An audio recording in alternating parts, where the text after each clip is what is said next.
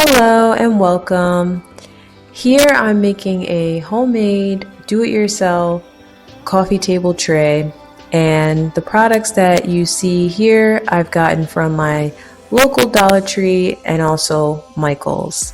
The mirrors, little square mirrors, I got from Michael's, and the rhinestones and the tray and also the little rhinestone strips I got from Dollar Tree. So I hope you guys enjoy. I kind of started out by framing the base layer of the tray with the little square mirrors, and then I just framed it out to see how it's going to lay out, and then I just picked them up one by one and put the glue in the four corners of each of the mirror and placed it down.